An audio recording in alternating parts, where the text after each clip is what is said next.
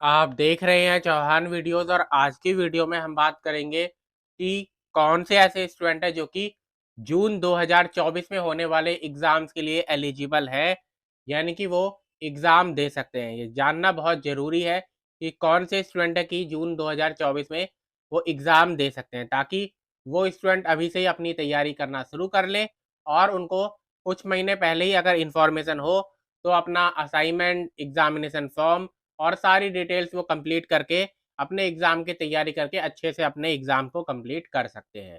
तो आप इस वीडियो को इसलिए पूरा ज़रूर देखें ताकि आपके मन में कोई भी कन्फ्यूज़न है तो वो क्लियर हो जाए।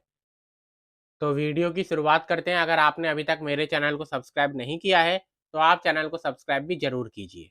सबसे पहले अगर आपने जुलाई 2023 में अगर किन्हीं सब्जेक्ट्स के लिए रजिस्टर किया था अपने फर्स्ट ईयर के लिए, सेकंड ईयर के लिए या थर्ड ईयर के लिए अगर आपने रजिस्टर किया था या डिप्लोमा के फर्स्ट ईयर में एडमिशन लिया था, तो अब आपको जून 2024 में उन सब्जेक्ट्स के एग्ज़ाम देने हैं। यानी कि अगर आपने किसी सब्जेक्ट के लिए जुलाई 2023 में रजिस्टर किया था, अब जून 2024 में 1 साल बाद आपको उनका एग्ज़ाम देना है। ज़्यादातर बीए, बीकॉम, बीएससी के जो स्टूडेंट होते हैं, वो जुलाई के सेशन में ही अपना एडमिशन लेते हैं, क्योंकि उनके जो एग्ज़ाम होते हैं 12th बोर्ड के, वो उनका रिज़ल्ट मई में आता है और उसके बाद फिर अगर जून में उनको रेगुलर कॉलेजेस में एडमिशन नहीं मिलता, तो उसके बाद फिर वो जुलाई और अगस्त के सेशन में इग्नू में एडमिशन ले लेते हैं। तो अब जून 2024 में आपको अपने एग्ज़ाम देने हैं और मार्च में जो एग्ज़ामिनेशन फॉर्म निकलेगा अगले महीने, उसको भरना होगा। उसके बाद इग्नू के अंदर सिर्फ ईयरली वाले ही स्टूडेंट नहीं होते, बल्कि सेमेस्टर बेस्ड स्टूडेंट भी होते हैं और 6 महीने के सर्टिफिकेट कोर्स वाले भी स्टूडेंट होते हैं। यानी कि अगर आपने जनवरी 2024 में किसी सेमेस्टर बेस्ड कोर्स में रजिस्टर करवाया या फिर आपने किसी 6 महीने के सर्टिफिकेट कोर्स में एडमिशन लिया जनवरी 2024 के सेशन में, वैसे इस समय जनवरी 2024 के सेशन के एडमिशन जो है वो चालू है, यानी कि अभी भी अगर आप चाहें तो एडमिशन ले सकते हैं।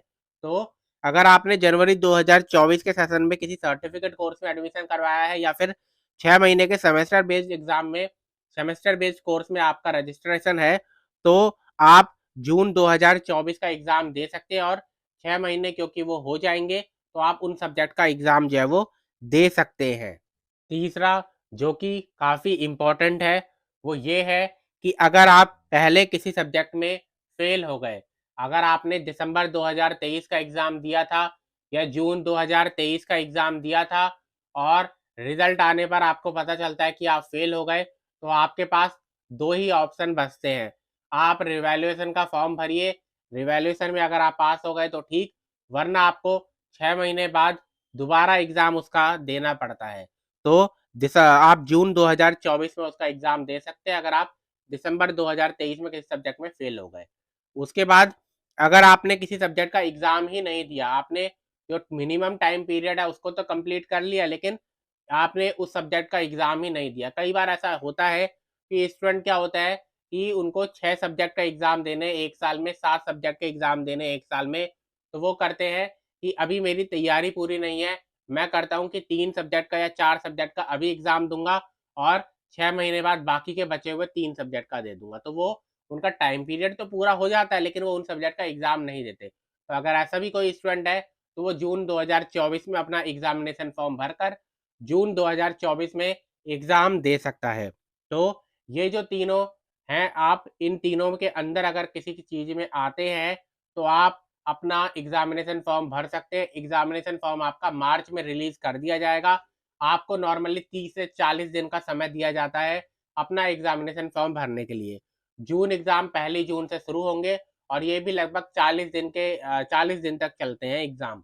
तो आप अपना एग्ज़ामिनेशन फॉर्म अगले महीने जो आएगा, उसको भर सकते हैं। तो आज की वीडियो में इतना ही। वीडियो अगर आपको पसंद है तो वीडियो को लाइक ज़रूर कीजिए, शेयर ज़रूर कीजिए।